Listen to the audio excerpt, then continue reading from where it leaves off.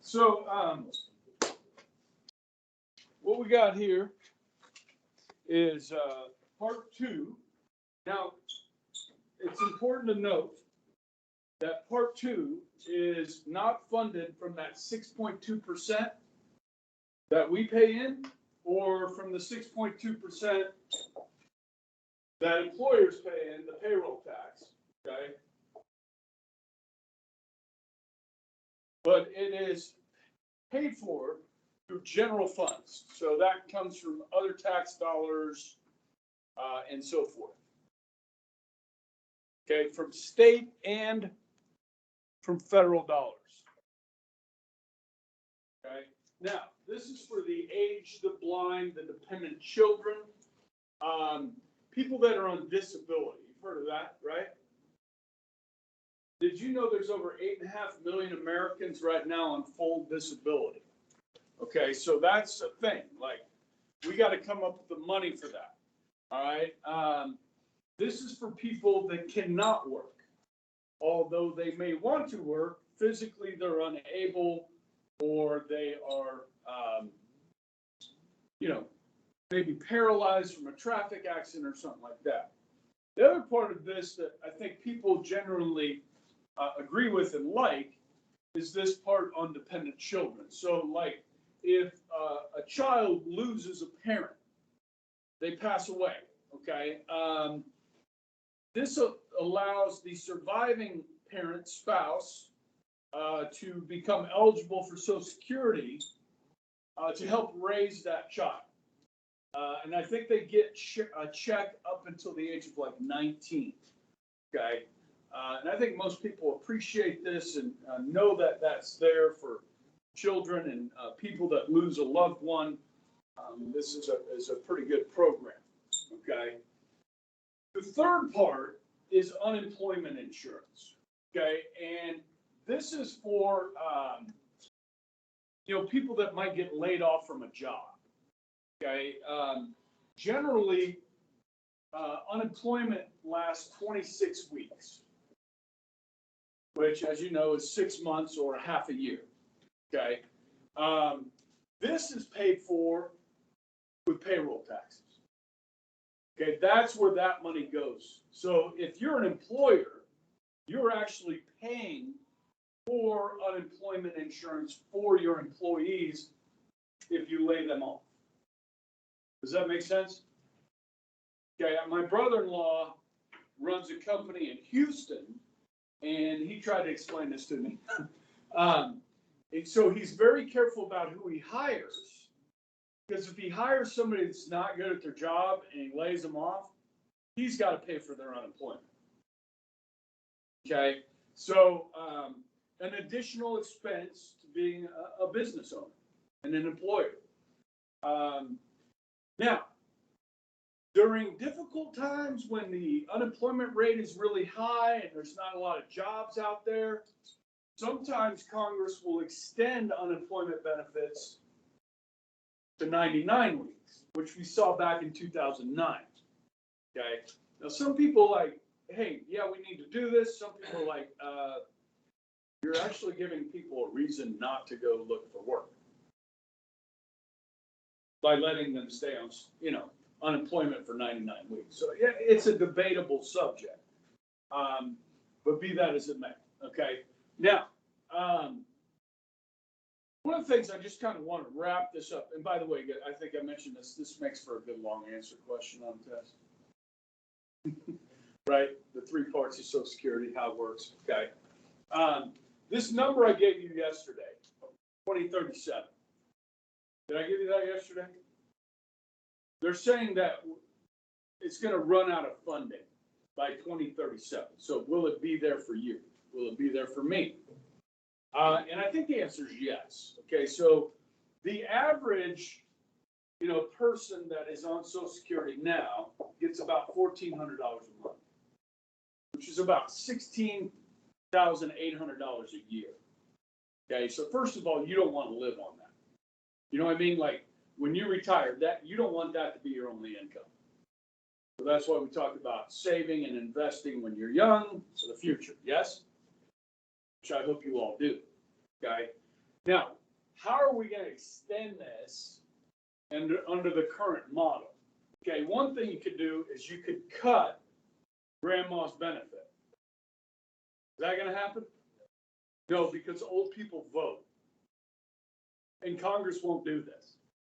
You could raise taxes, okay, which, you know, is probably the most likely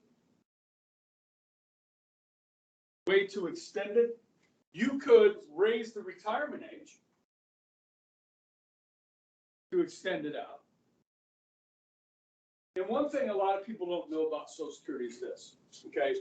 When you are employed,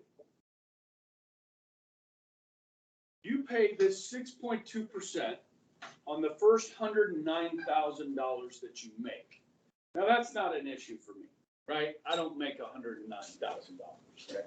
Now, some of you may, at some point in the future, make more than $109,000. You're only taxed on the first $109,000. This is called means testing, okay? So it used to be $99,000.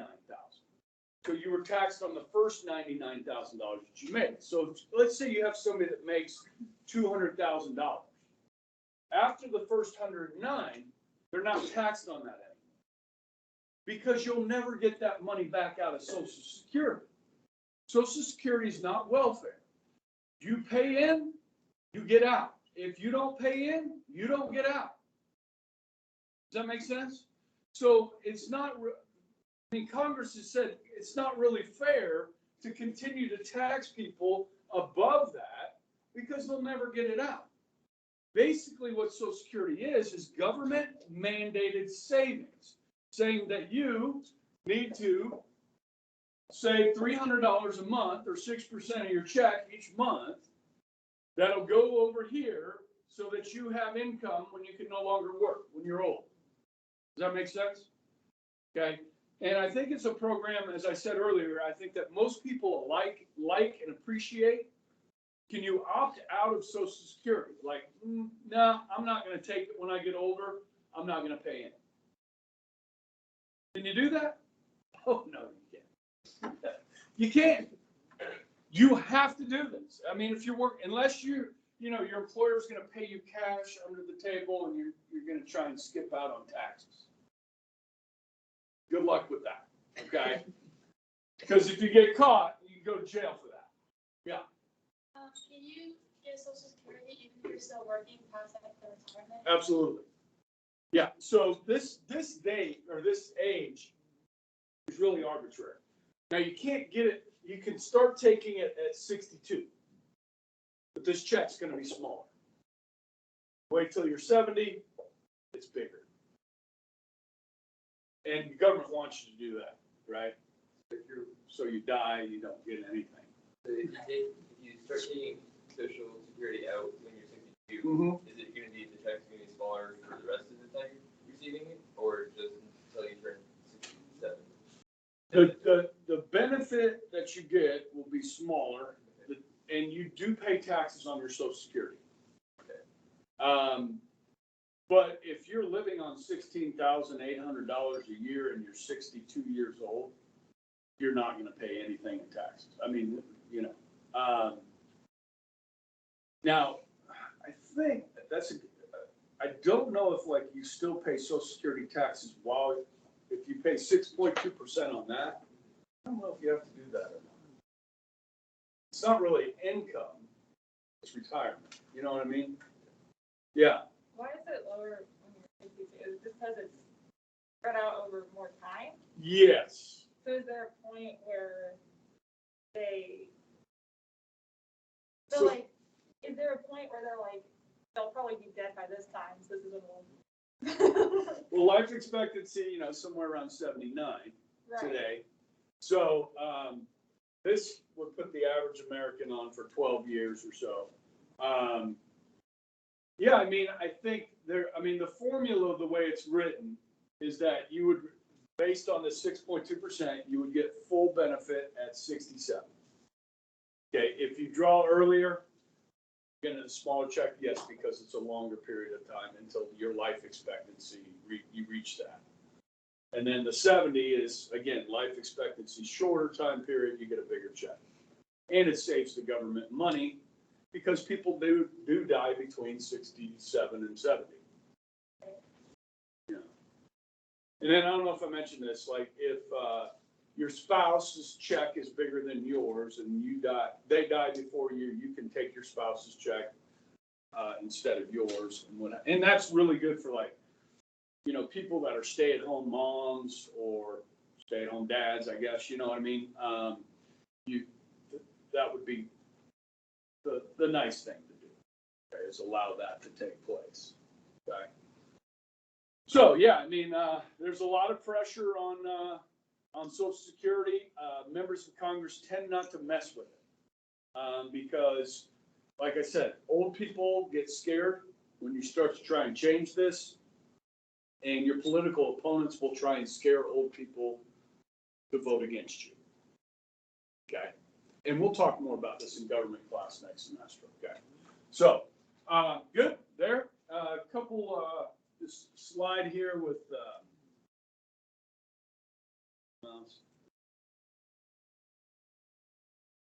political cartoon here. This is more current. Social Security down here in the grave, trying to revive it, okay? You got Medicare over here, which are both massively expensive programs. These two programs comprise over 50% of the federal budget. These are massive programs. They're called entitlement programs, okay? Signing ceremony with Roosevelt, and we move forward, okay? So we may finish a little early today because second hour was short, and then I had like half my class get up and leave in the middle of it.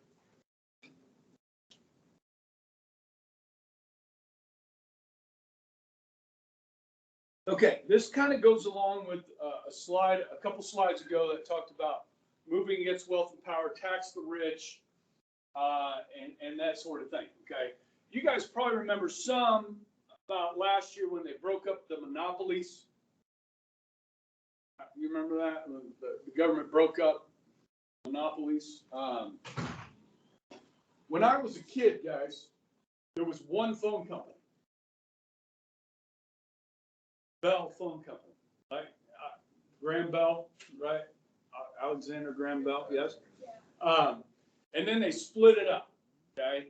And then they split it up again, okay? And we got, you know, AT&T. There was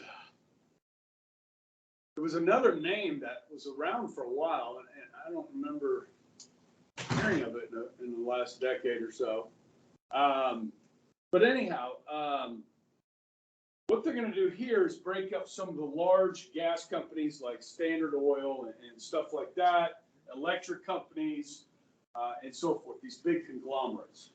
And then this was the question I asked you on your homework about the Interstate Commerce Clause, okay? And I got a varying degree of good answers on that. But this clause has always been in the Constitution, okay? But it was rarely like used by the government to regulate, okay? What Roosevelt's going to do is turn this into the government into this ability to regulate businesses based on interstate commerce. So let me give you a couple of examples. If you're going to build a house in Kansas, right, from scratch, you got the concrete for the base, you know, the foundation of your house, right? Now, do you get all the materials for the concrete in Kansas? Can you find that? The dirt, the sand, and you can't? Like Andale Ready Mix, they can't get all. I don't know, might be able to get it all from here. What about the concrete truck, the mixer? Is that made in Kansas? Mixing truck, you know, the big ones with it. Yeah. Those aren't made in Kansas, are they? So right there, your construction company, your concrete company, is using interstate commerce to buy a truck that's built in another state. That means the government can regulate that concrete industry. And then you build the house, you need the wood, right? for the frame of the house. Where do you get the wood? Not from Kansas. Trees. Right? Probably from Canada is where you're going to get your lumber. Okay? And that's going to come across state lines. What about the bolts and the screws and the nuts and all that? Those aren't made in Kansas. Okay, so basically the whole construction industry, whether it's the roofing industry or, you know, the concrete industry, is regulated by the federal government. They come up with rules and regulations for those corporations, those companies, those businesses that they have to abide by using this. And as you can imagine, guys, there are thousands and thousands and thousands of federal regulations on these businesses. It's called the regulatory state. Now, do you have to pass a law to pass a regulation? So there's a whole lot more regulations than there are laws. Okay? And that's all in the Federal Registry. And it's, you know, it's a book, you know, this big, full of regulations. Okay? Do those regulations cost money to comply with? Of course they do. Okay? It makes the cost of doing business higher. Okay? So that's a big change for our government. Okay? And every presidential administration since has used this, okay, for good, or maybe some people would say sometimes not so good. All right, as far as unions go, as you recall, the National Recovery Administration, which was set up to help unions, Section 7A, was deemed unconstitutional. So they come up with the National Labor Relations Act, which creates the National Labor Relations Board, the NLRB, which is still around today. Okay? This first guarantees the rights of workers to join unions. Okay, so Mrs. Lovelace and I decided to try and form a union here.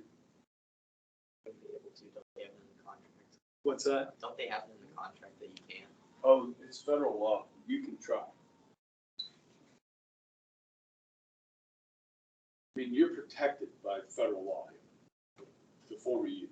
Now, are they going to try and find a reason to get rid of me before I can actually form that union? Yes. Okay. But here's the thing. This board is set up to stop unfair practices against unions by business. Okay. Now, let's remember, there's two types of unions. Private sector unions and public sector unions. Public meaning what? Government unions. Okay. Now, I'm going to draw a crude map of the United States.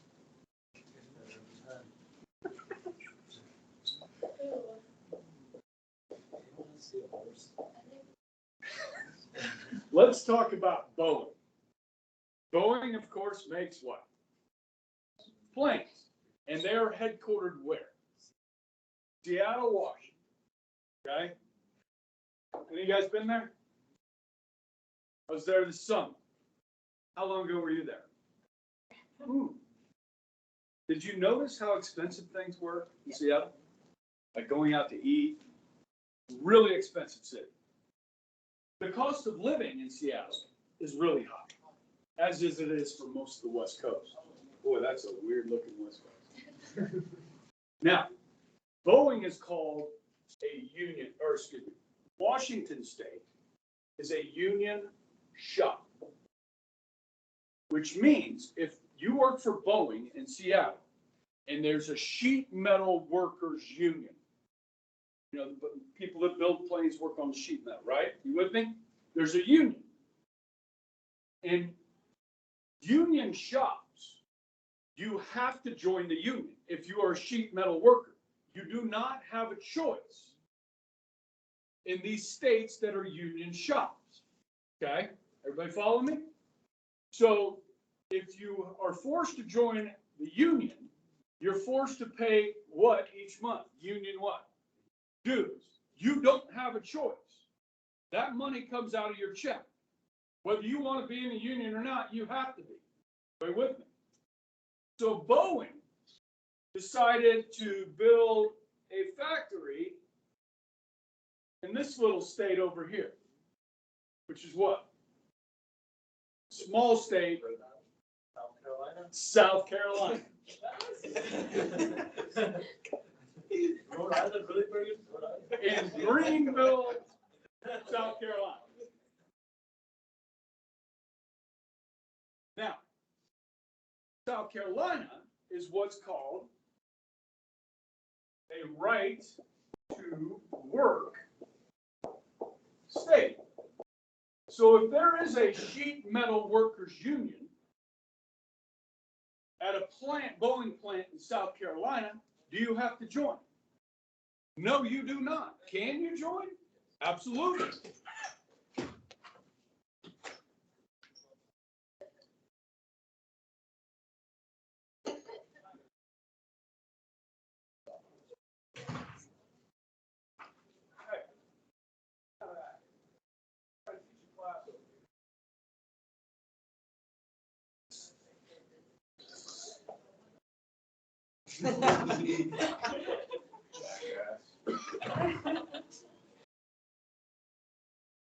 What was I saying before I was interrupted?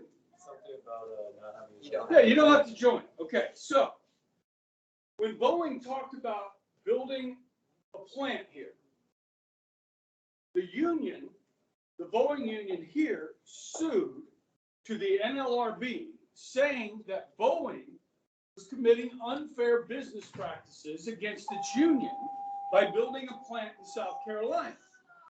Okay? This is, now, here, because the cost of living is so high, the union bargains for good pay, good wages for these sheet metal workers, yes? Is the cost of living here cheaper? Yes, quite a bit, especially in rural South Carolina, okay? You get to some of the bigger cities, you know, the cost of living is a little more, okay? And so the NLRB, which consists of 3 people, this board, okay? These are political appointments to this board. 2 of the NLRB were appointed by Democratic presidents. 1 was appointed by a Republican president. And the NLRB said Boeing was committing unfair practices against the unions by building a plant in South Carolina. So a private industry, a private company is not allowed to do this, okay? It was a 2-to-1 vote, okay? The 1 Republican on the board resigned in protest, okay? It took about 3 years for Boeing to fight through this, and eventually they were allowed to build a plant in South Carolina, okay? Now, if you go to Huntsville, Alabama, you'll notice that they have a booming population and economic growth because you know what they build in Huntsville, Alabama right now? They build cars there instead of Detroit, Michigan. Michigan was a union shop. And the average worker on the line in Detroit was making $48 an hour. Now, is this skilled labor or unskilled labor to work on the line? It's unskilled labor. $48, that's what a union can do for you. Yeah, no kidding. But you know, General Motors, Ford, and others are trying to compete with Kia, Hyundai, Toyota, and so forth, and each other. And labor costs are extremely high. Now, in 1991, Bill Clinton signed NAFTA, which is the North American Free Trade Agreement, that told General Motors and Ford that they could shut up shop down here, which is where? Mexico. Okay, So we started building plants in Mexico. Now, can you pay somebody less in Mexico or Huntsville, Alabama? Mexico, right? But, you know, there's some pressure to keep some jobs in the United States, right? So this is what we've seen happen. Okay, now generally when you look at these right-to-work states and these union shops, the right-to-work states tend to be red states, and the union shops tend to be blue states. Yeah. So for like every industry in the union shop state, there's a union for every industry? Yes. Well, is there a union for every industry? Not necessarily. No. But there are, like, the largest union in the country today is the Service Employees International Union. So service employees could be a whole bunch of things. I don't know if you remember hearing about this Amazon, which is, you know, growing by leaps. You have all these warehouses all over the country, right? And there was a push in some of these Amazon warehouses to unionize. Jeff Bezos didn't want that. You know what I mean? So he gave them a pay raise. Okay. But still, the working conditions in these warehouses are not good. I mean, this is not something you would wish on a friend to have to work there. You know what I mean? It's just not, it's tough. It's hard. Okay. But if you need a job and you don't have a degree or something like that, well, here's a job. Okay. But, yeah, so now Michigan saw the wrong in what was happening to their state, and they have now become a right-to-work state. Wisconsin, neighboring, now a right-to-work state. So they're starting to see the impact here. Now, in 2017, there was a massive, very important Supreme Court case, which basically said public sector unions, government unions, could not be union shops. Would not, like if you're a teacher in Washington State and you're part of the teachers union, you do not any longer have to join the union. That was a huge case, okay? Because if you were a teacher in any of these union shops, you didn't have a choice, okay? And here's the thing, and this is the politics of it. These unions tend to elect and spend a lot of money to elect members of which party? The Democratic Party, okay? And so it's basically forcing people to contribute to the Democratic Party if you work for the government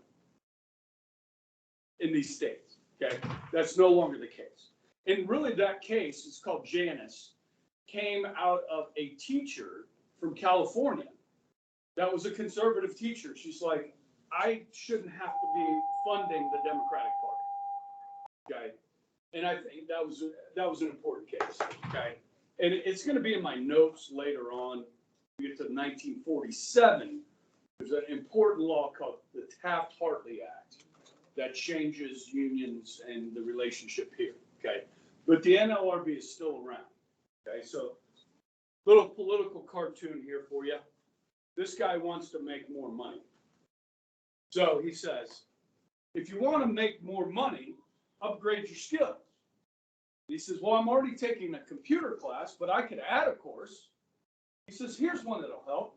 Introduction to Union Organizing. Thank you for laughing. Okay. Yeah, I mean, it's kind of fun. Yeah, but it's true, right? And guys, and I don't mean to be like a union bashing person because we talk about, you know, the strides that unions have really made for workers in this country. And it's great. The working conditions, the benefits that we get, the 40-hour work week, you know, just we're not mistreated so much as workers, you know. And so it's important. But at the same time, we see what happened to Detroit. You understand? Now, Kansas used to have Boeing here, yes? They left. Now, Kansas is a right-to-work state. But Boeing does negotiate with the unions, whether it's the engineering unions or the sheet metal workers unions, okay? They do negotiate. They recognize these unions and they negotiate contracts with them. Now, Boeing left, but what remained was Spirit, yes? Okay? And what they did by rolling, you know, part of Boeing off into Spirit was was renegotiate the contracts for lower pay. Okay, now the cost of living in Wichita is not very high. Okay, so people had a choice: stay with Spirit, okay, take lower pay, which is still good pay, or find a different job. Okay, so that's why we have Spirit instead of Boeing, so they could renegotiate those contracts that had gotten, really inflated. And I know that's hard to say to people, like, you're making too much money. But Boeing has to make a profit, and they're competing. What's their biggest competitor internationally? You guys know? No, it's French. It's called Airbus. It's French, okay? And then you've got the ones that are made in Brazil. They have I fly on these planes from time to time. Bombardier, yeah, and they do a lot of manufacturing in Brazil. But yeah, so as a big company like this, you've got to make decisions where first you got to keep the shareholders happy. You have to make a profit, and then you're competing to sell aircraft against France. Now, France, Airbus is at an advantage over us, and let me tell you why. Boeing, if you work for them, or Spirit, they help pay for part of your health care, your health insurance. You understand? In France, they have universal health care. So the government pays for your health care. So Airbus right away is saving, I don't know, $300, $400, $500 a month per employee on healthcare costs. You follow me? So some people say, well, France is competing unfairly against Boeing. Okay, so this is international, like import, export, international law when it comes to international business and so forth. So it's a complicated system. And these corporations have to, they got to make a profit. Okay? Otherwise, they go out of business. Okay? And employee costs are right up there at the top of what it costs to do business. Okay? So this was a big boost to unions. Yeah. So, all right. Lighten the mood a little bit. Okay. 1936. Okay. Remember, Roosevelt's elected in 1932. 36 reelected. Reelected in 40. Reelected in 44. Okay. Yeah. So 36. Let's see what's going on. Let's take the temperature. Now the Supreme Court. Oh, I'm not there yet. That's the next slide. Sorry. Let's talk about this slide. All right. So we know about the Supreme Court fight with Roosevelt and all that, right? So in the meantime, when these laws are struck down as unconstitutional, there's ways to work around them. I was really hoping Blaze was here today, a resident farming expert. Okay. Maybe if Blaze, if you watch this, you can add your 2 cents in tomorrow. Okay. To get around, remember they were paying farmers not to plant. Yes. So what they did is they restricted production in the name of conserving the soil. And you guys know about this, right? Like during the Dust Bowl era, how we were farming was like depleting the soil, and it was blowing.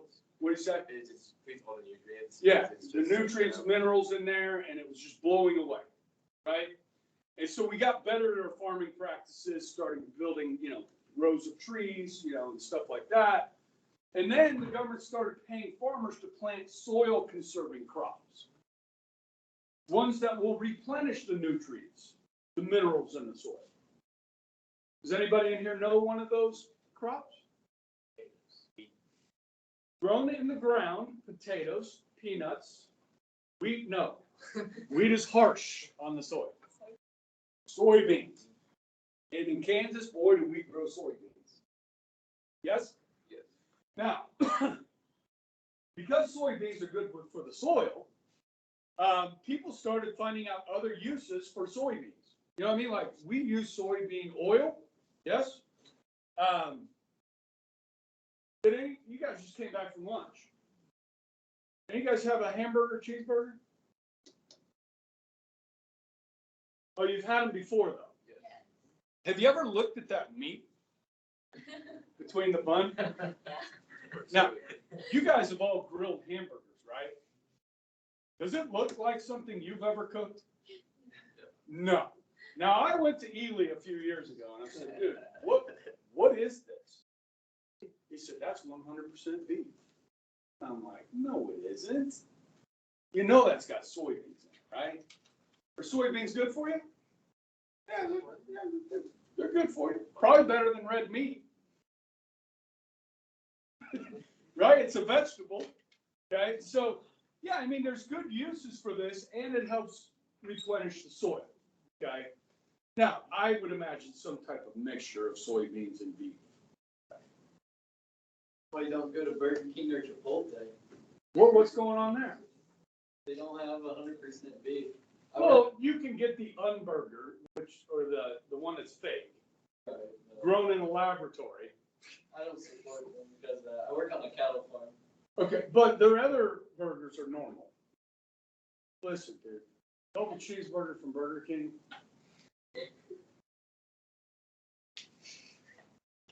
It melts in your mouth. I love it. I'm sorry. I didn't know that was an issue for you. I'll remember that. Plus, I'm not eating a lot of cheeseburgers, right? So.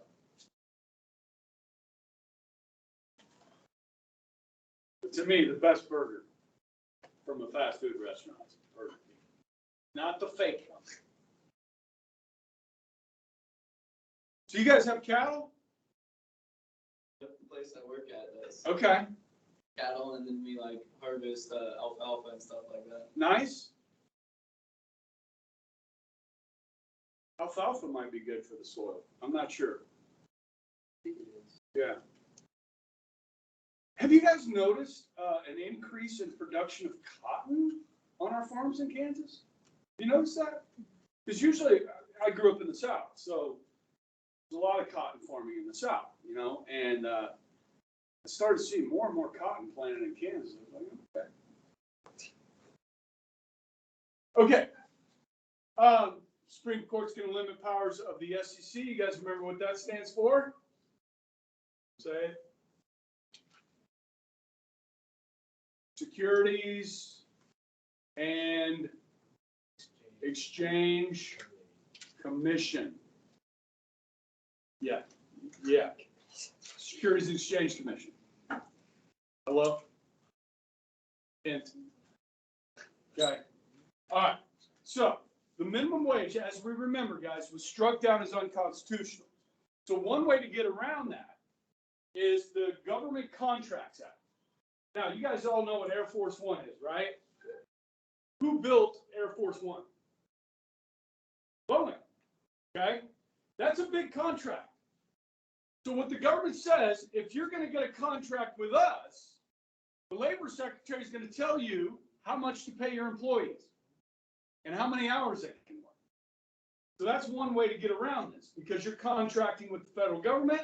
They're going to set the rules. Okay? So that was one way to get around that until, the switch in time saves 9 in the minimum wage. Okay? And this did improve working conditions for many.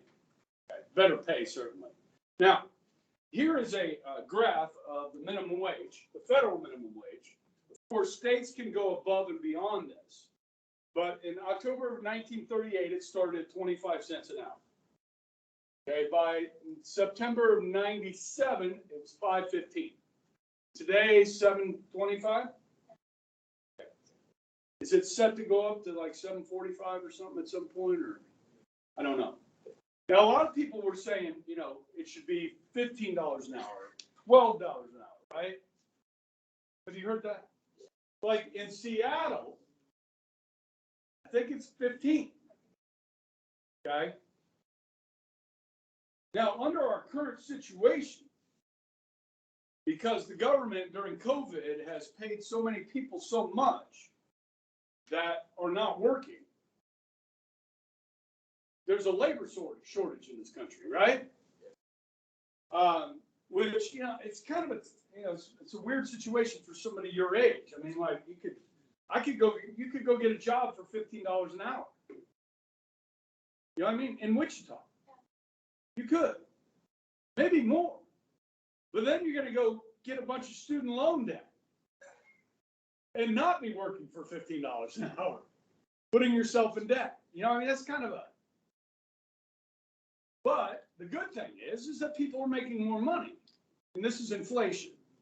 Okay. And you see that, and wages go up, prices are going up, and there's a labor shortage. Okay. So, most people don't work for minimum wage. Okay. The minimum wage wasn't set up to be a living wage. And this is one of the big arguments philosophically that people have on this minimum wage. Think about this, okay? If you take a 16-year-old kid, okay, and you go to apply for a job at Burger King, okay, and they say, we pay minimum wage, okay? Well, what, is that skilled labor at Burger King? Now, when you're 18 and you go look for a better job, they're going to ask you what? Do you have any experience? Okay. So if you raise the minimum wage to $15 an hour, Burger King is going to find a way to make burgers and fries and sell them to you without employees. So the experience that young people can get at $7.25 an hour is invaluable. I mean, that's experience. Okay. So what we're doing is we raise the minimum wage too high. Then you're preventing young people from getting into the job market and learning the skills necessary to be a good employee. And amongst the highest unemployed in this country are inner city minority teenagers with an unemployment rate of over 50%. Those that want to find jobs can't find jobs.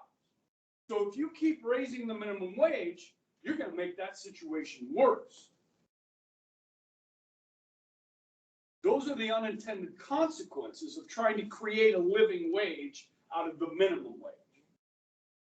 Now, if you go to Europe, okay, and you know how when you go out to eat, you tip your server, yes? In Europe, a lot of places you don't, because they are paid a living wage, even though it's unskilled labor. Okay, that's more of your socialistic society.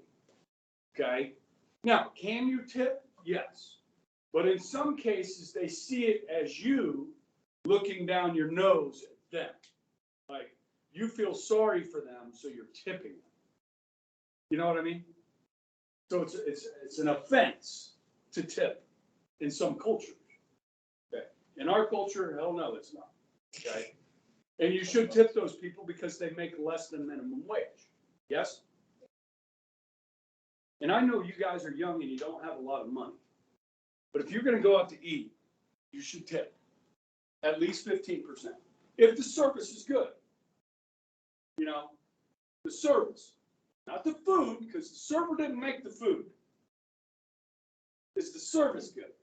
You know what I mean? Are they polite? Do they take care of you? They check on you.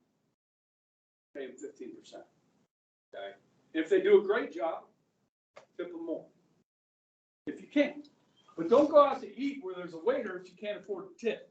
It's just rude.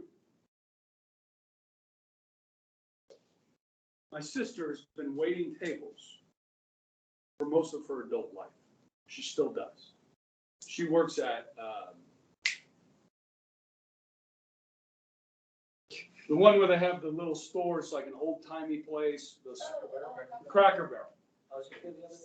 Yeah, well, her husband did construction, and they moved, like they built water towers in one city and then lived there for 6 months or a year and then moved to another city. And so she would just work at the Cracker Barrel in every city she moved into, or other restaurants.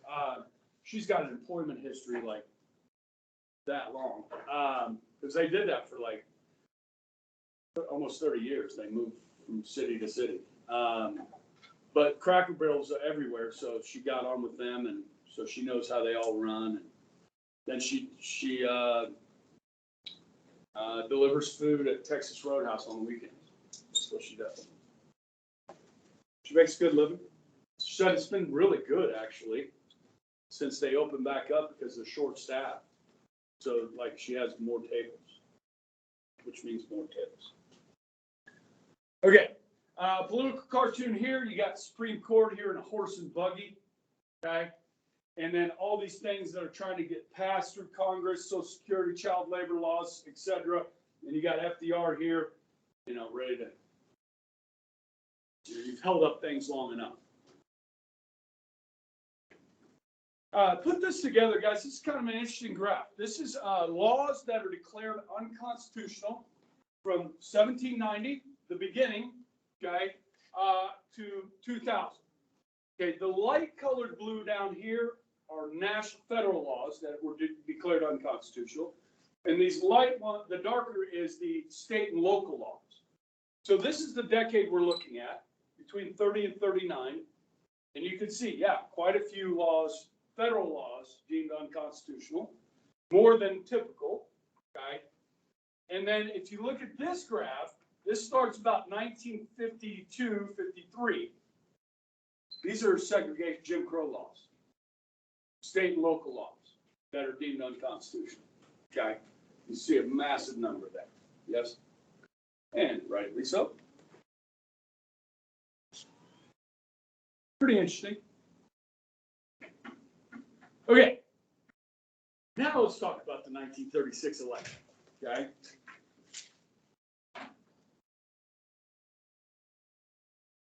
This is pretty light, okay?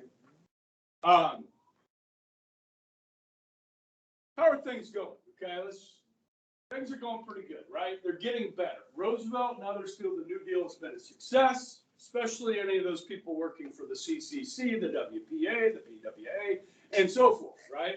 And people that have their money now back in the bank, that feel safe that their money's in the bank, right? So there's a lot of positivity here, okay? Industrial income or industrial production is up to 25 levels, 1923, 25 levels, which is good, not where it was. Farm income, we know, is up. Weekly wages are up. A lot of these are government job, public works jobs, okay? Unemployment drops from 12 million to 7 million. The Depression is still on, not over, but things are going in the right direction. The Republicans have zero chance of winning. So who are we going to make the sacrificial lamb here? Who are the Republicans going to put up? How about the governor of Kansas? Okay? Alf Landon will be the presidential nominee for the Republicans.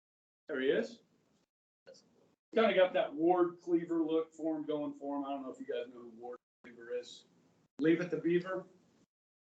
The dad? Yeah, he's nice looking dad figure guy. Now, he's opposed to much of the New Deal. The Republicans are opposed to much of the New Deal. But how do you attack the New Deal? Like, hey, I'm running for president, and I am opposed to helping old people with Social Security. I don't think we should give people jobs in the midst of a depression.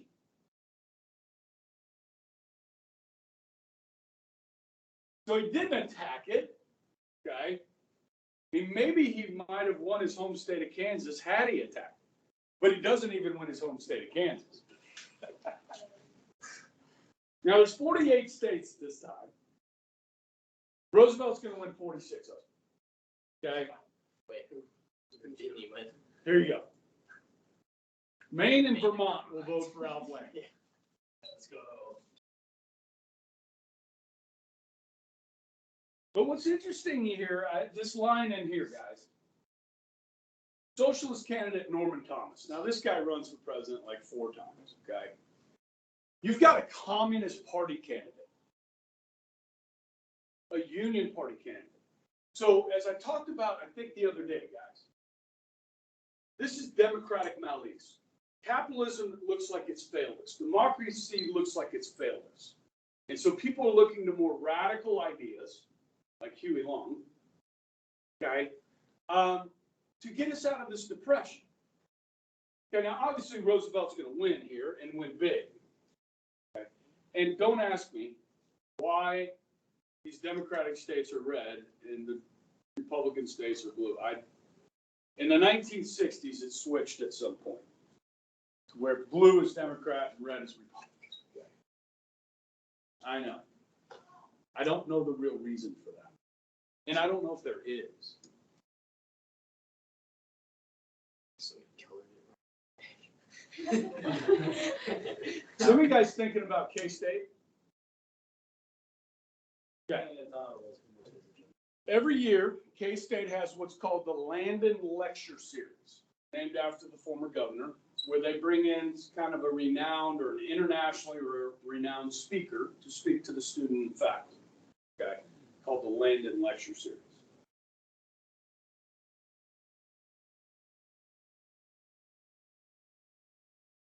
And that's how far I got in the second hour, okay? So really, I have like 2 slides left. Quite a bit to talk about with those 2 slides. So, especially since it's the second hour, what I'll try and do is I'll get you guys copies of the review sheet tomorrow. When I'm done with the notes tomorrow, I will talk to you about the test a little bit. And then what time we have left tomorrow and Friday, you guys can study. But I think I'm going to play a movie. Now, we won't be able to watch the whole movie, but I can skip around a little bit. Cinderella Man. Anybody? Okay. Really good movie, portrays the Depression well. Okay. It's got Russell Crowe. It's got Renee Zellweger. Whatever her name is. You don't know. You know that. You don't. You'll recognize this. And Paul Giamatti, who you will definitely recognize. Okay. Good? Okay. See y'all tomorrow.